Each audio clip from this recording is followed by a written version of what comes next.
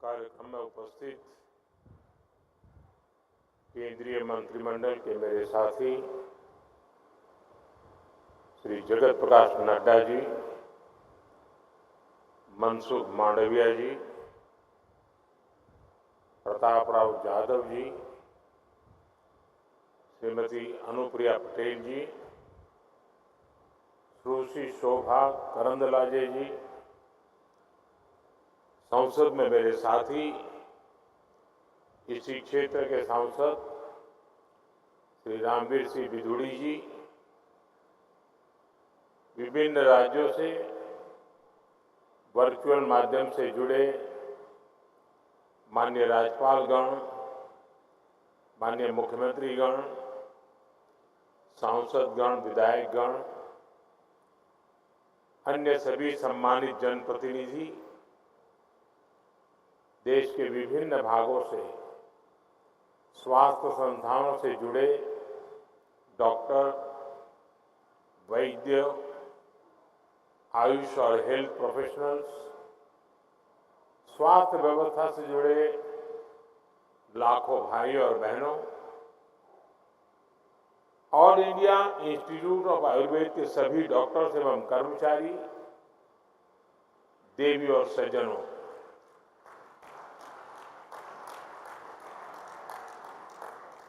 आज पूरा देश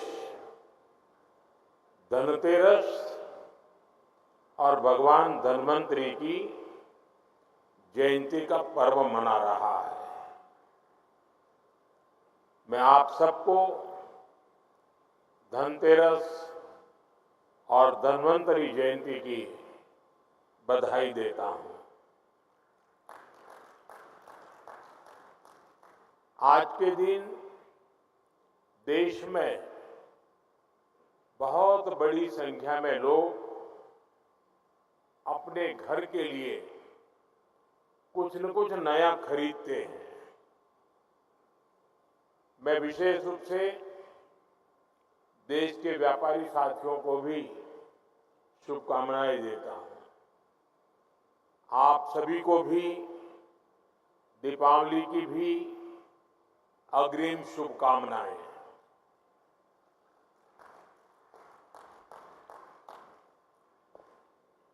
हमें से बहुत लोग हैं जिन्होंने बहुत दिवालियां देखी है,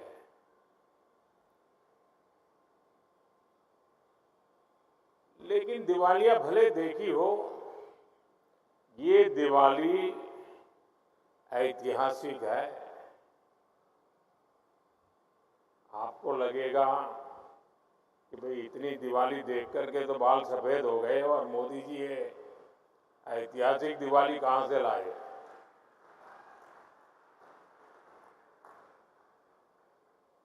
पांच 500 साल बाद ऐसा अवसर आया है जब अयोध्या में रामलला की जन्मभूमि पर बने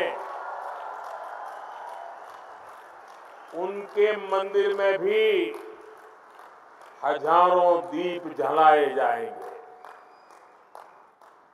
एक अद्भुत उत्सव होगा। ये ऐसी दीपावली होगी जब हमारे राम एक बार फिर अपने घर आए।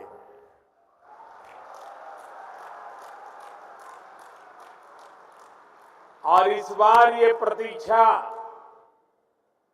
14 वर्ष के बाद नहीं, 500 वर्षों के बाद पूरी हो रही है।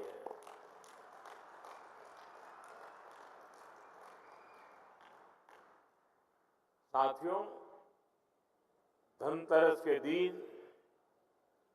सौभाग्य और स्वास्थ्य का ये उत्सव सिर्फ एक संयोग नहीं है, ये भारतीय संस्कृति के जीवन दर्शन का प्रतीक है। हमारे ऋषियों ने कहा है, आरोग्यम परमम भाग्यम, यानी आरोग्य ही परम भाग्य, परम धन है।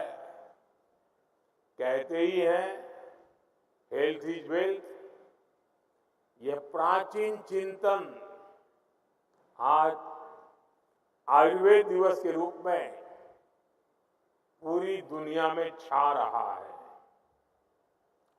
हम सबके लिए खुशी की बात है कि आज 150 से ज्यादा देशों में आयुर्वेद दिवस मनाया जा रहा है। ये प्रमाण है आयुर्वेद को लेकर बढ़ रहे वैश्विक आकर्षण का, और ये प्रमाण है कि नया भारत अपने प्राचीन अनुभवों से विश्व को कितना कुछ दे सकता है। साथियों, बीते 10 वर्षों में देश ने आयुर्वेद के ज्ञान को मॉडर्न मेडिसिन के साथ जोड़कर स्वास्थ्य के क्षेत्र में एक नया अध्याय जोड़ा है। All India institute of Ayurveda इसका एक बड़ा केंद्र बना है। 7 वर्ष पहले आज ही के दिन मुझे इस इंस्टीट्यूट के पहले फेज को समर्पित करने का सौभाग्य मिला था। आज भगवान धन्वंतरी की जयंती पर ही मुझे इसके सेकंड फेज के लोकार्पण का अवसर मिल रहा है। अब यहां पंचकर्म जैसी प्राचीन पद्धतियों का आधुनिक टेक्नोलॉजी के साथ फ्यूजन देखने को मिलेगा। आयुर्वेद और मेडिकल साइंस की फील्ड में एडवांस रिसर्च भी होगी, और मैं इसके लिए सभी देशवासियों को बधाई देता हूं। साथियों, जिस देश के नागरिक जितने स्वस्थ होंगे, उस देश की प्रगति की गति भी तेज होगी। इस सोच के साथ अपने नागरिकों के स्वास्थ्य को प्राथमिकता देते हुए केंद्र सरकार ने स्वास्थ्य नीति के 5 स्तंभ तय किए हैं। पहला, प्रिवेंटिव हेल्थ केयर, यानी बीमारी होने से पहले का बचाव। दूसरा, समय पर बीमारी की जांच। तीसरा, मुफ्त और सस्ता इलाज, सस्ती दवाएं। चौथा, छोटे शहरों में अच्छा इलाज, डॉक्टरों की कमी दूर करना। और पांचवा, स्वास्थ्य सेवा में टेक्नोलॉजी का विस्तार। भारत अब हेल्थ सेक्टर को होलिस्टिक हेल्थ केयर की नजर से देखता है। आज इस कार्यक्रम में इन 5 स्तंभों की मजबूत झलक दिखाई देती है। अभी यहां लगभग 13,000 करोड़ रुपए की परियोजनाओं का उद्घाटन और शिलान्यास हुआ है।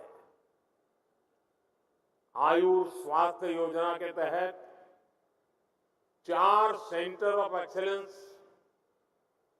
ड्रोन के जरिए स्वास्थ्य सेवाओं का विस्तार, एम्स ऋषिकेश में हेलीकॉप्टर सर्विस, एम्स दिल्ली और एम्स बिलासपुर में नया इंफ्रास्ट्रक्चर, देश के 5 अन्य एम्स में सेवाओं का विस्तार, मेडिकल कॉलेजों की शुरुआत, नर्सिंग कॉलेजों का भूमि पूजन। देश में स्वास्थ्य सेवाओं के कायाकल्प से जुड़े ऐसे अनेकों काम आज हुए हैं। मुझे खुशी है, इनमें से कई अस्पताल हमारे श्रमिक भाई बहनों के इलाज के लिए बनाए गए हैं। ये अस्पताल हमारे श्रमिक वर्ग की सेवा के केंद्र बनेंगे। आज जिन फार्मा यूनिट्स का लोकार्पण हुआ है, उनसे देश में ही एडवांस मेडिसिन के साथ हाई क्वालिटी स्टेंट्स और इम्प्लांट्स भी बनेंगे। ये यूनिट फार्मा सेक्टर में भारत की ग्रोथ को आगे बढ़ाएंगे। साथियों, हम में से अधिकतर लोग उस पृष्ठभूमि से आए हैं जहां बीमारी का मतलब होता है पूरे परिवार पर मानो बिजली गिर गई हो। गरीब के घर में कोई एक अगर गंभीर रूप से बीमार होता है तो उसका असर घर के हर सदस्य पर पड़ता है। एक समय था जब इलाज में लोगों को घर, जमीनें, गहने सब बिक जाते थे। गंभीर बीमारी के इलाज का खर्च सुनकर ही गरीब की आत्मा कांप जाती थी। बुजुर्ग मां सोचती थी कि अपना इलाज कराऊं या नाती पोते की पढ़ाई। बुजुर्ग पिता सोचता था अपना इलाज कराऊं या घर के खर्च देखूं। इसलिए गरीब परिवार के बड़े बुजुर्गों को बस एक ही रास्ता दिखाई देता था, चुपचाप तकलीफ सहो, दर्द बर्दाश्त करो, चुपचाप मृत्यु का इंतजार करो। पैसे की कमी की वजह से इलाज ना करा पाने की वो बेबसी, वो बेचारगी गरीब को तोड़कर रख देती थी। मैं अपने गरीब भाई बहनों को इस बेबसी में नहीं देख सकता था। इसलिए ही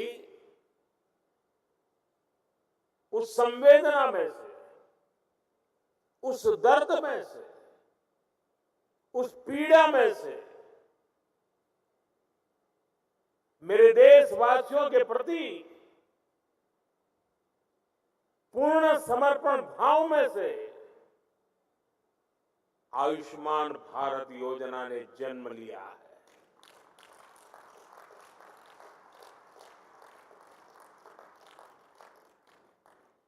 सरकार ने तय किया कि गरीब के अस्पताल में भर्ती होने का खर्च 5 लाख रुपए तक के इलाज का खर्च सरकार उठाएगी। आज मुझे संतोष है कि देश में लगभग 4 करोड़ गरीबों ने आयुष्मान योजना का लाभ उठाया है। ये 4 करोड़ गरीब अस्पताल में भर्ती हुए, इनमें से कुछ तो अलग अलग बीमारियों के लिए कई बार भर्ती हुए, अपनी बीमारी का इलाज कराया और इन्हें एक भी रुपया खर्च नहीं करना पड़ा। अगर आयुष्मान योजना न होती तो इन गरीबों को करीब करीब 1.25 लाख करोड़ रुपए अपनी जेब से देने होते। मैं अक्सर देश के अलग अलग राज्यों में आयुष्मान योजना के लाभार्थियों से मिलता हूं, उनसे सुख दुख की बातें सुनता हूं, उनका अनुभव सुनता हूं।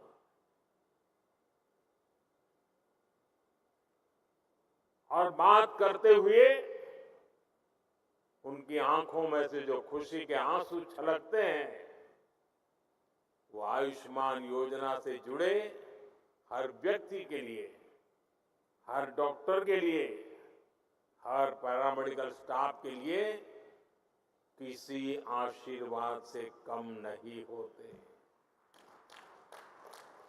इससे बड़ा आशीर्वाद नहीं हो सकता। आप विश्वास करिए, लोगों को ऐसे संकट से उबारने वाली योजना पहले कभी नहीं बनी। और आज मुझे इस बात का बहुत संतोष है कि आयुष्मान योजना का विस्तार हो रहा है। देश के हर बुजुर्ग की नजर इस कार्यक्रम पर है। चुनाव के समय मैंने गारंटी दी थी कि तीसरे कार्यकाल में 70 वर्ष से ऊपर के सभी बुजुर्गों को आयुष्मान योजना के दायरे में लाया जाएगा। आज धन्वंतरि जयंती पर ये गारंटी पूरी हो रही है। अब 70 वर्ष से अधिक उम्र के देश के हर बुजुर्ग को अस्पताल में मुफ्त इलाज मिलेगा। ऐसे बुजुर्गों को आयुष्मान वय वंदना कार्ड दिया जाएगा। सरकार का प्रयास है कि देश के हर बुजुर्ग जिनकी आयु 70 वर्ष के ऊपर है, उनको जल्द से जल्द आयुष्मान वय वंदना कार्ड मिले। और ये ऐसी योजना है जिसमें आय की कोई पाबंदी नहीं। गरीब हो, मध्यम वर्ग का परिवार हो, उच्च वर्ग का परिवार हो, हर कोई इसका लाभार्थी बन सकता है। जो इस योजना का लाभ लेना चाहता है, इस देश का नागरिक, वो इसका लाभ अगर 70 साल से ज्यादा उम्र है ले सकता है। हर बुजुर्ग चिंता से मुक्त हो, वो स्वस्थ जीवन जिए, स्वाभिमान के साथ जीवन जिए। ये योजना इसके लिए मील का पत्थर साबित होगी। घर के बुजुर्ग के पास आयुष्मान वय वंदना कार्ड होगा तो परिवार के खर्चे भी कम होंगे, उनकी चिंता भी कम होगी। मैं इस योजना के लिए सभी देशवासियों को बधाई देता हूं और 70 साल से ऊपर के सभी बुजुर्गों को मैं भी यहां से प्रणाम करते हुए वय वंदना करता हूं। लेकिन साथ साथ मैं दिल्ली के 70 साल के ऊपर के जितने बुजुर्ग हैं और पश्चिम बंगाल के 70 साल के ऊपर के जितने बुजुर्ग हैं, उनसे क्षमा मांगता हूं कि मैं आपकी सेवा नहीं कर पाऊंगा। मैं उनसे क्षमा मांगता हूं कि मुझे पता तो चलेगा आपको कष्ट है, मुझे जानकारी तो मिलेगी, लेकिन मैं आपको सहाय नहीं कर पाऊंगा। और कारण, दिल्ली में जो सरकार है और पश्चिम बंगाल में जो सरकार है, वो इस आयुष्मान योजना से जुड़ नहीं रही है। अपने राजनीतिक स्वार्थ के लिए अपने ही राज्य के बीमार लोगों के साथ जुल्म करने की वृत्ति, ये प्रवृत्ति मानवता की दृष्टि से किसी भी तराजू पर खरी नहीं उतरती है। और इसलिए मैं पश्चिम बंगाल के बुजुर्गों की माफी मांगता हूं, मैं दिल्ली के बुजुर्गों की माफी मांगता हूं। देशवासियों की तो सेवा कर पा रहा हूं, लेकिन राजनीतिक स्वार्थ की वृत्ति की दीवारें मुझे दिल्ली के बुजुर्गों की सेवा करने से रोक रही है। पश्चिम बंगाल के बुजुर्गों की सेवा करने से रोक रही है। और मेरे लिए ये राजनीतिक पहलू से मैं बोल नहीं रहा हूं, भीतर एक दर्द होता है कि जिस दिल्ली से मैं बोल रहा हूं,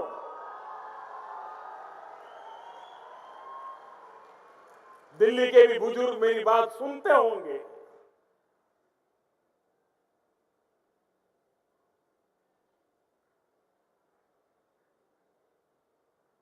मेरे दिल में कितना दर्द होता होगा।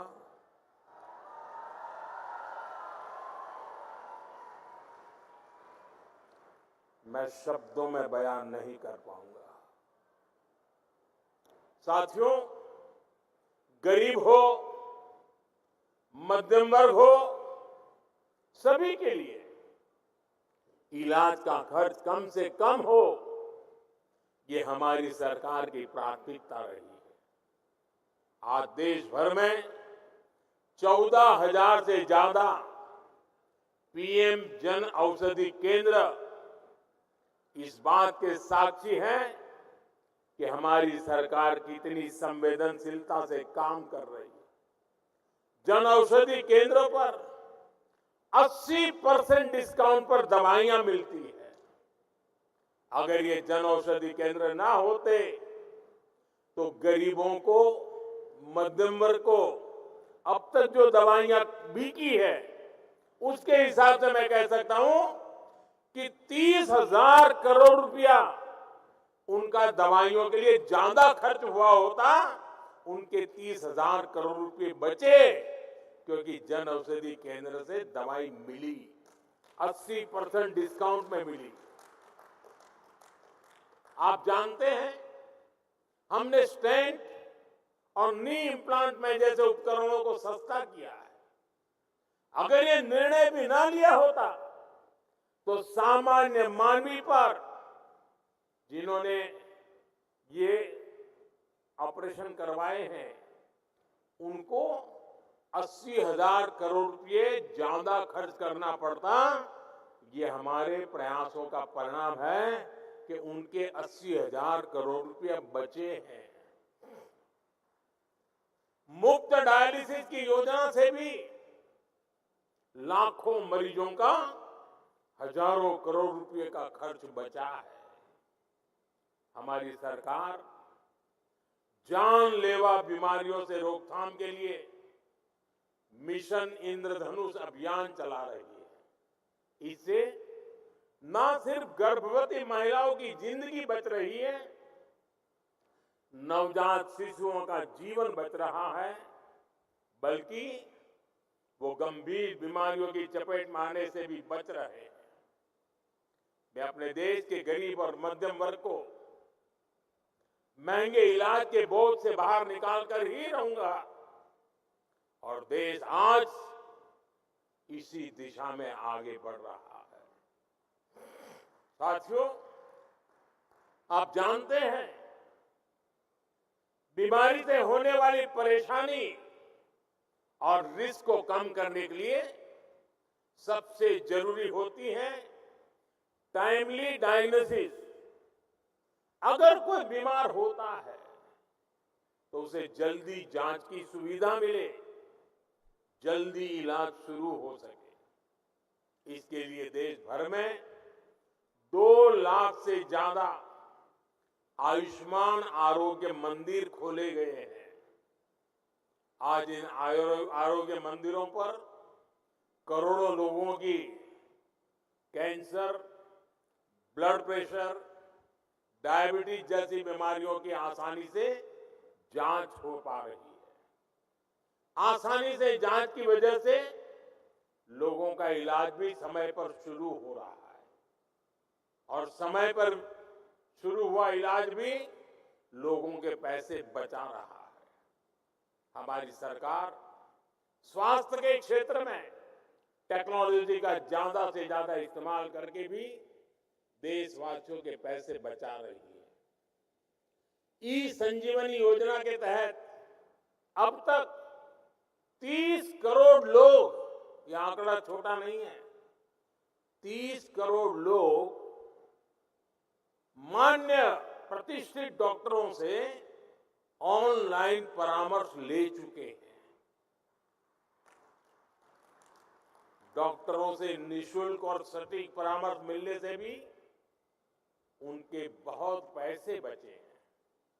आज हमने यू विन प्लेटफॉर्म भी लॉन्च किया है। इस प्लेटफॉर्म के साथ ही भारत के पास अपना एक टेक्नोलॉजिकली एडवांस इंटरफेस होगा। कोरोना के समय हमारे कोविन प्लेटफॉर्म की सफलता को पूरी दुनिया ने देखा है। पेमेंट सिस्टम में यूपीआई की सक्सेस भी आज एक ग्लोबल स्टोरी बन चुकी है। डिजिटल पब्लिक इंफ्रास्ट्रक्चर यानी डीपीआई के जरिए वही सफलता भारत अब हेल्थ सेक्टर में दोहरा रहा है। साथियों, हेल्थ सेक्टर में आजादी के 6-7 दशकों में जो काम नहीं हुआ वो बीते 10 वर्षों में हुआ है। बीते 10 साल में देश में रिकॉर्ड संख्या में नए एम्स और मेडिकल कॉलेज खोले गए हैं। आज इस कार्यक्रम में ही कर्नाटका, यूपी, एमपी और मध्य प्रदेश वहां कई हॉस्पिटलों का शिलान्यास हुआ है। कर्नाटका के नरसापुर और बोम्मा सांद्रा में, मध्य प्रदेश के पीथमपुर, आंध्र प्रदेश के अचितापुरम और हरियाणा के फरीदाबाद में नए मेडिकल कॉलेजों का शिलान्यास हुआ है। यूपी के मेरठ में नए ईएसआईसी हॉस्पिटल का काम भी शुरू हुआ है। इंदौर में भी अस्पताल का लोकार्पण हुआ है। अस्पतालों की बढ़ती हुई संख्या बताती है कि मेडिकल सीटें भी उतनी ही तेजी से बढ़ रही है। मैं चाहता हूं किसी गरीब बच्चे के उसका जो डॉक्टर बनने का सपना है वो सपना टूटना नहीं चाहिए। और मैं मानता हूं सरकार की सफलता उसमें भी है कि मेरे देश के किसी नौजवान का सपना टूटे नहीं। सपनों में भी अपना एक सामर्थ्य होता है। सपने भी कभी कभी प्रेरणा का कारण बन जाते हैं। मैं चाहता हूं किसी मध्यम वर्ग के बच्चे को मजबूरी में मेडिकल की पढ़ाई के लिए विदेश न जाना पड़े। इसलिए पिछले 10 साल से भारत में मेडिकल सीटें बढ़ाने का एक अभियान चल रहा है। बीते 10 साल में एमबीबीएस और एमडी की करीब कुल मिलाकर 1 लाख नई सीटें जोड़ी गई हैं। और मैंने इसी साल लाल किले से घोषणा की है कि आने वाले 5 वर्ष में हम मेडिकल लाइन में 75,000 नई सीटें और जोड़ेंगे। आप कल्पना कर सकते हैं गांव-गांव तक डॉक्टरों की पहुंच कितनी ज्यादा बढ़ने वाली है। साथियों, आज देश में 7.5 लाख से ज्यादा रजिस्टर्ड आयुष प्रैक्टिशनर हमारे यहाँ है। हमें ये संख्या भी और बढ़ानी है। इसके लिए भी देश में काम चल रहा है। आज दुनिया भारत को मेडिकल और वेलनेस टूरिज्म के एक बहुत बड़े सेंटर के रूप में भी देखती है। पूरी दुनिया से लोग योग, पंचकर्म और मेडिटेशन के लिए भारत आते हैं। आने वाले समय में ये संख्या और तेजी से बढ़ेगी। हमारे युवाओं को, हमारे आयुष प्रैक्टिशनर्स को इसके लिए तैयार होना होगा। Preventive cardiology, Ayurvedic orthopaedics, Ayurveda sports medicine और आयुर्वेद रिहैब सेंटर्स, ऐसी कितनी ही फील्ड में भारत ही नहीं बल्कि अलग देशों में भी आयुष प्रैक्टिशनर्स के लिए अपार अवसर बन रहे हैं। हमारे युवा इन अवसरों के जरिए न केवल खुद आगे बढ़ेंगे बल्कि मानवता की बहुत बड़ी सेवा भी करेंगे। साथियों, 21वीं सदी में विज्ञान ने मेडिसिन की फील्ड में अभूतपूर्व प्रगति की है। जिन बीमारियों को पहले असाध्य माना जाता था, आज उनके इलाज मौजूद है। दुनिया ट्रीटमेंट के साथ ही वेलनेस को महत्व दे रही है। और वेलनेस की बात होती है, जब आरोग्यता की बात होती है, तो इसमें भारत के पास हजारों वर्ष पुराना अनुभव है। आज समय है हम अपने इस प्राचीन ज्ञान को मॉडर्न साइंस के नजरिए से भी प्रमाणित करें। इसलिए मैं लगातार एविडेंस बेस्ड आयुर्वेद की बात कर रहा हूं। आयुर्वेद में पर्सनलाइज ट्रीटमेंट प्रोटोकॉल्स का इतना गंभीर ज्ञान है, लेकिन आधुनिक विज्ञान के नजरिए से इस दिशा में पहले ठोस कंक्लूसिव वर्क नहीं हुई। मुझे खुशी है कि आज इस दिशा में देश एक अहम अभियान लॉन्च कर रहा है। ये अभियान है प्रकृति परीक्षण अभियान।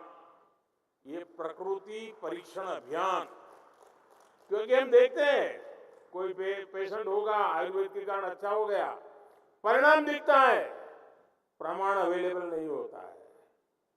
हमें परिणाम भी चाहिए, प्रमाण भी चाहिए, ताकि हमें दुनिया को दिखाना है कि हमारे पास विश्व के आरोग्य की जड़ी बूटी पड़ी हुई है। इस अभियान के तहत आयुर्वेद के सिद्धांतों पर हम हर व्यक्ति के लिए आइडियल लाइफस्टाइल डिजाइन कर सकते हैं।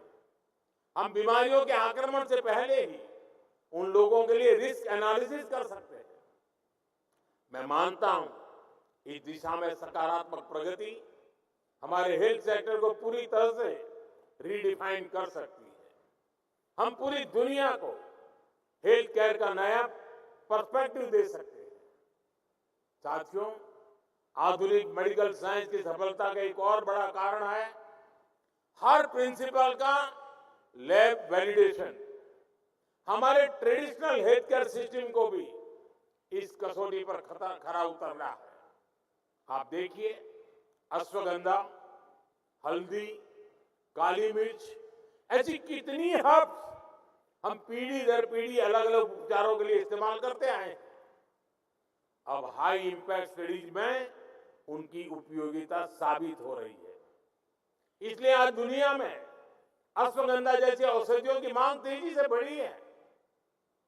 इस दशक के अंत तक अश्वगंधा एक्सट्रैक्ट की मार्केट करीब $2.5 बिलियन तक पहुंचने का अनुमान है। आप कल्पना कर सकते हैं, लैब वैलिडेशन के जरिए हम इन हब्स का वैल्यूएशन कितना बढ़ा सकते हैं, हम कितना बड़ा मार्केट खड़ा कर सकते हैं। इसलिए साथियों, आयुष की सफलता का प्रभाव केवल हेल्थ सेक्टर तक सीमित नहीं है, इसे एक और भारत में नए अवसर बन रहे हैं। दूसरी ओर ग्लोबल वेलबीइंग के प्रयासों को भी बल मिल रहा है। हमारे प्रयासों से